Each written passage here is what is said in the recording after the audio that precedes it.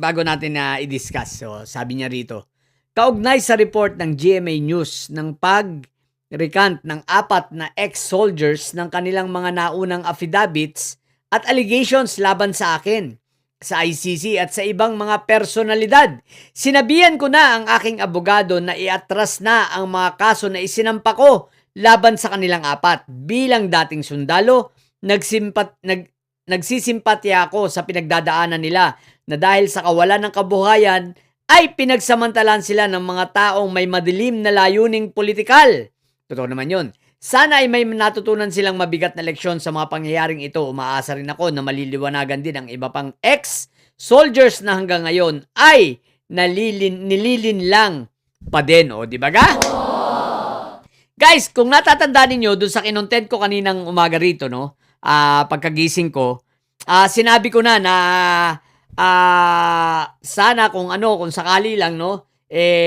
Dito sa 4 na ito at posible nga na baka may mag-aatras na. Iaatras ang kaso laban sa mga ito, no? Sapagkat sabi ko nga rin, kung tutuusin itong mga ito, talagang nabiktima rin at ayun nga, medyo nabulag, no? Ngayon, tama yung sinabi ni Sentry. Ito ay mga nabiktima rin at sinamantala ang kanilang pagkawalang trabaho. Kaya lang, syempre, nagkasala pa rin sila. Pero, ganun pa man, ayan na nga. Ito ang isa sa patunay na mukhang nagkatugma na naman kami ni Sentry. O, di ba? Inatras ni Sentry yung kaso niya laban sa 4 na ito, which is good job naman, no? At sana itong 4 na ito ay tumistigo rin laban dito sa mga may pasimuno at ibulgar na niya ang mga nila ang totoong nangyari. Bagamat sinabi na nila sa kanilang sinumpang salaysay sa affidavit nila, sa pag-recant nila, na talagang may pakana nito ay sila Mike Diferencia at sila Baluga, no? May mga pangakong hindi tinupad, pera-pera lang talaga. Okay, kaya lang guys, ito ang problema, no? Nitong 4 at ng iba pa, syempre si Sentry pa lang yung nag-atras. Meron pa silang mga kaso sa iba like Congressman Laila de Lima, kay Father Flavio, meron pa sila rito kay Chu, meron pa rito sa Marawi kay Congressman Ajong, meron pa rito kay ano pa nga ito? Konghun. Congressman Konghun, meron pa kay Barbers. Sino pa ba? Madami pa no? So, ayun. So, problema talaga ito nila. Pero, ganun talaga Kailangan nilang harapin niya. Malay mo. At maawa naman sa kanila. Basta magsabi na lang sila ng totoo. At maawa itong iba at iatras. Para sa ganun, tulad ng sinabi ko, ang matira na lang dyan ay si Baluga. Pero si Baluga, hindi dapat patawarin niya si Atty. Baluga, no? Talagang dapat kasuhan niya ng marami pang mga kaso. Perjury, siyempre, pagsisinungaling yan. At tapos dapat madisbar yung hinayupak na yan. Diba? Pero eto guys, so yan so kudos sa'yo, Sentry, talagang ikaw ay may malambot na puso, no? Sapagkat itong 4 na ex-Marines na, tatawagin ko yung 4 yung 4, bilang respeto rin naman na dati sila naging Marines, no? Talaga lang tinatawag ko silang Baluga dahil busabos, dahil talagang pera-pera ang nilakad nila, no? Pero syempre, ngayon nag-recant sila.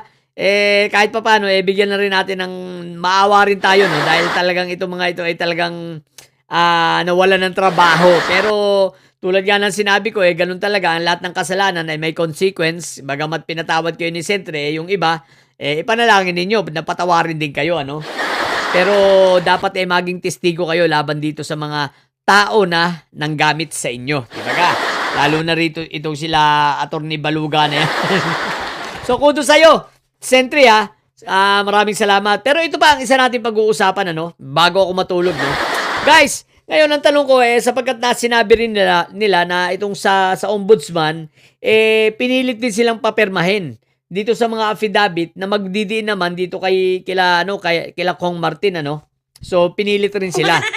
So, ibig sabihin, sablay ang ombudsman rito, no? Ombudsman Boying, medyo sablay ka rito, Bagamat, totoo, marami ka namang ginagawa, marami kang sinasampang demanda, which is tama lang yan.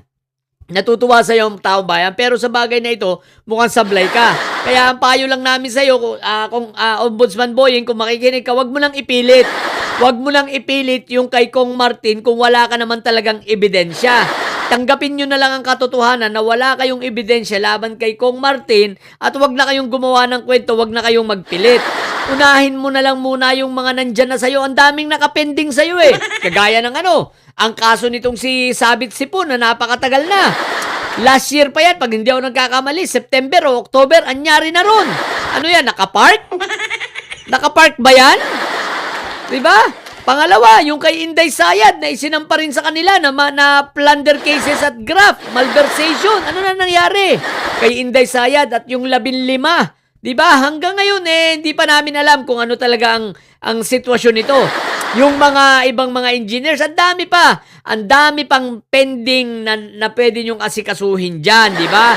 At ako sa'yo, mag-focus ka dito sa mag-ina. Fokusan mo itong si Lepiste Libintador at bantayan ninyo.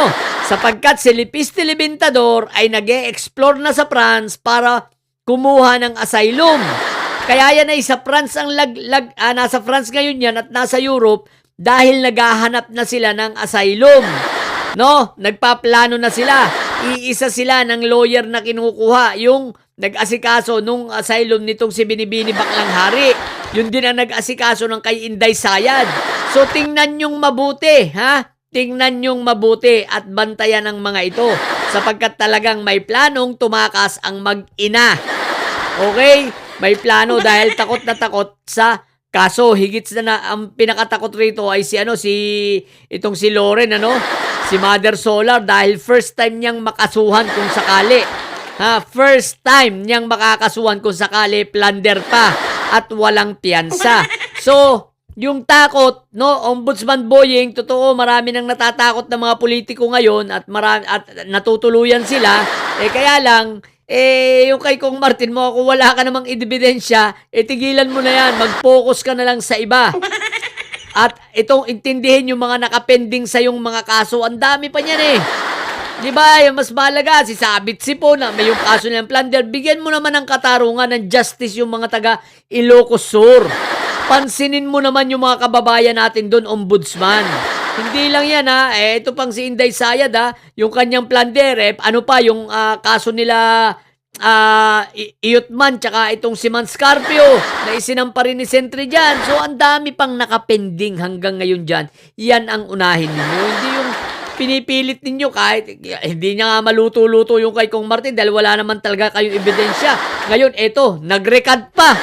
O di ba hindi nagkaigi yung kay Bunoan, ngayon nag-recant pa ito. So, kalimutan nyo na lang yan, abandon nyo na lang yan kung wala naman talaga kayong ebidensya at mag-focus sa kung saan may mga mas madaling palakaring kaso at puno na ng mga ebidensya, kumbaga low-lying fruits na ito. Ba't hindi na lang ito ang inyong mga pitasin? Katulad nitong sa mag-inang yan, yung nakapending, tulad ng sinabi ko, kay Sabit, kila Inday Sayad, kila Man Scarpio, kila Iyotman, di ba? O, yun lang. At bago ako matulog, at least nakapag-content pa ako.